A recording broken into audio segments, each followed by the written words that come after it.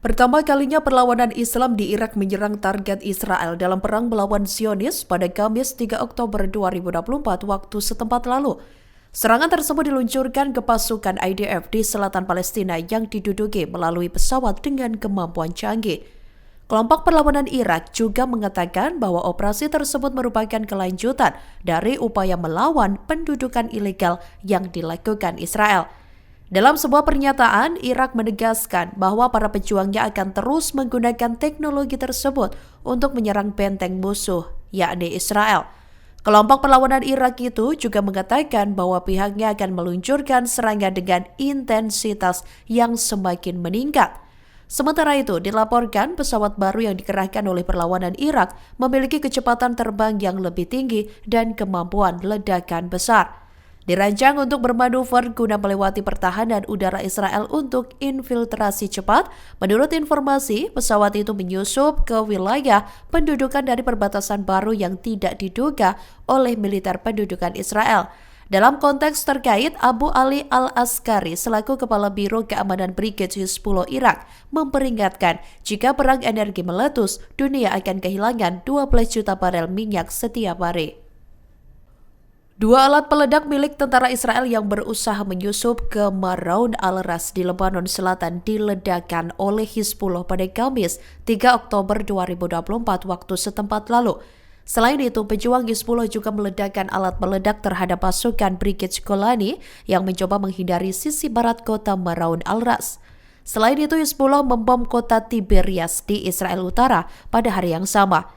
Hizbullah menegaskan mereka telah menggagalkan semua upaya Israel untuk maju melintasi perbatasan sejak Fajar pada hari Kamis lalu. Para pejuang Hizbullah juga menanggapi upaya tentara Israel untuk maju ke area gerbang perbatasan Fatima dengan peluru artileri. Hizbullah mengatakan ini dilakukan untuk mendukung keteguhan rakyat Palestina di jalur Gaza.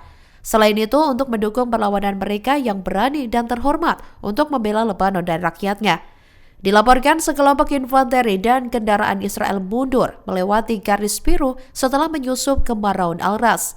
Pemboman Hizbullah terhadap posisi tentara Israel yang menyusup ke Lebanon terjadi sehari setelah serangkaian serangan Israel yang menargetkan pinggiran selatan Beirut dan Lebanon Timur. Sementara itu, media Israel melaporkan ada peristiwa berbahaya dan tidak biasa telah terjadi di wilayah utara.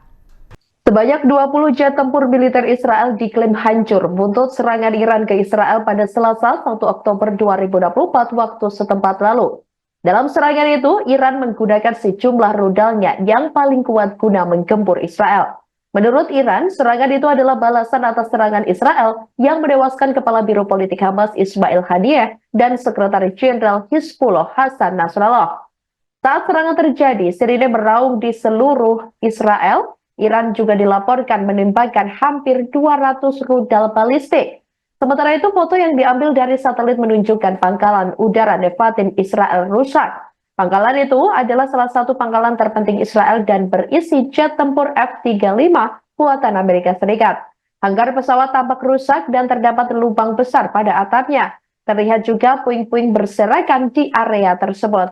Diketahui pangkalan Nevatim memiliki 4 landasan pacu dan terletak di Gurun Negev. Luas areanya mencapai sekitar 50 km. Di sana ada 3 skuadron F-35, pesawat transport C-130, pesawat tanker Boeing 707, dan pesawat pengintai. Militer Israel mengakui bahwa sebagian pangkalan udaranya dihantam rudal Iran. Menurut Israel, bangunan kantor dan area perawatan di pangkalan juga telah rusak. Presiden Amerika Serikat Joe Biden menyatakan tidak percaya akan ada perang habis-habisan di Timur Tengah. Menurutnya, ada banyak hal yang perlu dilakukan untuk menghindari perang Timur Tengah. Hal itu karena militer Israel menyerang Beirut dengan serangan udara baru dalam pertempuran melawan kelompok bersenjata Lebanon Hizbullah. Ketika ditanya oleh awak media pada hari Kamis 3 Oktober 2024 lalu, seberapa yakinnya dia bahwa perang semacam itu dapat dihindari, Biden mengibaratkan dengan hujan. Sementara Amerika Serikat, Uni Eropa, dan sekutu lainnya telah menyerukan gencatan senjata segera selama 21 hari. Yakni dalam konflik Israel-Lebanon, Biden mengatakan Amerika Serikat sedang berdiskusi dengan Israel mengenai pilihannya untuk menanggapi serangan Teheran. di mana yang mencakup serangan Israel terhadap fasilitas minyak Iran. Komentarnya menyebabkan melonjaknya harga minyak dunia. Meningkatnya ketegangan Timur Tengah telah membuat para pedagang khawatir terkait potensi gangguan pasokan. Saat ditanya lebih lanjut apakah ia mendesak Israel untuk tidak menyerang instalasi minyak Iran, Biden mengatakan ia tidak akan bernegosiasi di depan umum. Pasukan pertahanan Israel yakni IDF menyerukan warga sipil di 37 desa dan kota di Lebanon Selatan untuk segera mengungsi dan menuju utara Sungai Awali. Dalam beberapa hari terakhir, militer telah meminta puluhan daerah di Lebanon Selatan, termasuk di utara Sungai Litani, untuk dievakuasi. Hal itu disampaikan oleh juru bicara IDF berbahasa Arab, Kolonel Avichai Adrai, melalui akun media sosial X. Pihaknya mengatakan bahwa evakuasi tersebut demi keselamatan para warga sipil. Mereka juga memperingatkan warga Lebanon bahwa jika tetap di dekat fasilitas Hizbullah, mereka akan terbunuh. IDF mengatakan pihaknya akan memberi kabar kepada warga sipil ketika keadaan sudah aman untuk kembali. Evakuasi tersebut terjadi di tengah operasi darat Israel di Lebanon Selatan yang oleh militer digambarkan sebagai serangan terbatas, terlokalisasi, dan terarah dengan tujuan menghancurkan infrastruktur Hizbullah di daerah perbatasan. Para pejabat mengatakan bahwa militer bermaksud agar operasi tersebut berakhir secepat mungkin. Israel menyerang perbatasan Masna, Lebanon dengan Suriah pada Jumat 4 Oktober 2024 pagi waktu setempat. Serangan itu menciptakan kawah selebar 4 meter atau sekira 12 kaki.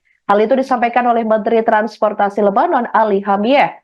Menteri yang berafiliasi dengan Hizbullah mengatakan serangan itu di sisi perbatasan Lebanon, yakni yang memutus jalan yang digunakan oleh warga Lebanon yang melarikan diri ke Suriah. Sementara itu, juru bicara militer pasukan pertahanan Israel yakni IDF menuduh kelompok Lebanon, Hizbullah, menggunakan penyeberangan itu untuk mengangkut peralatan militer ke Lebanon. Tudingan tersebut disampaikan oleh juru bicara IDF yakni Avichai Adrai di akun media sosial X-nya.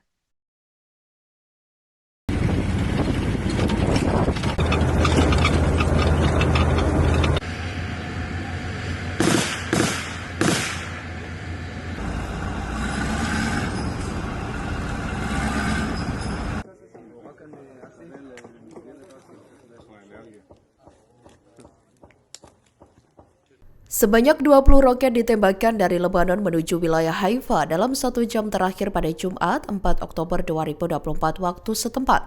Pernyataan itu disampaikan oleh pasukan Israel dalam unggahannya di akun media sosial X.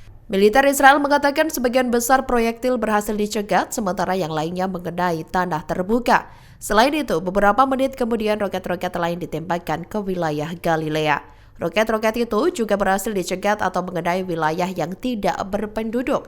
Seringnya peringatan roket datang berbunyi di beberapa komunitas di wilayah Galilea, di mana peringatan itu muncul tak lama setelah rentetan roket ditembakkan ke Haifa. Bahkan sirine itu berbunyi keras sesaat setelah beberapa jam munculnya kabar calon pengganti Hasan Nasrallah sebagai pemimpin Hizbullah tampaknya menjadi sasaran serangan di Beirut.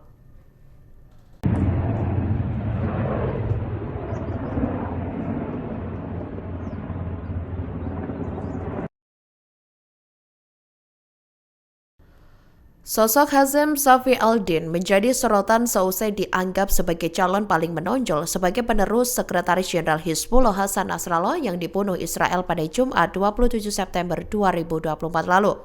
Bahkan Israel dikabarkan segera menargetkan Safi al-Din. Dikabarkan Safi al-Din berada di bunker bawah tanah. Israel mengkonfirmasi Hazem Safi al-Din adalah sasaran penggerebekan baru-baru ini. Sementara itu, channel 12 Israel mengatakan tentara Israel belum dapat mengkonfirmasi nasib Hazem Safi al-Din. Hazem Safi al-Din disebut sebagai orang kedua di Hizbullah. Ia juga digadang-gadang menjadi kandidat untuk memimpin Hizbullah setelah pembunuhan Hasan Nasrallah pada Jumat pekan lalu, yakni oleh pemboman Israel terhadap markas besar Hizbullah di pinggiran selatan Beirut. Israel memulai serangan darat ke Lebanon pada Selasa 1 Oktober 2024 dengan dalih menargetkan Hizbullah setelah Israel membunuh pemimpin Hizbullah Hasan Nasrallah pada Jumat 27 September 2024 lalu. Setidaknya 37 orang tewas dan 151 terluka akibat serangan Israel di Lebanon selama 24 jam terakhir. Perang yang terjadi di Timur Tengah semakin meluas. Setiap negara pun mempersiapkan pertahanan mereka masing-masing, tak terkecuali Indonesia.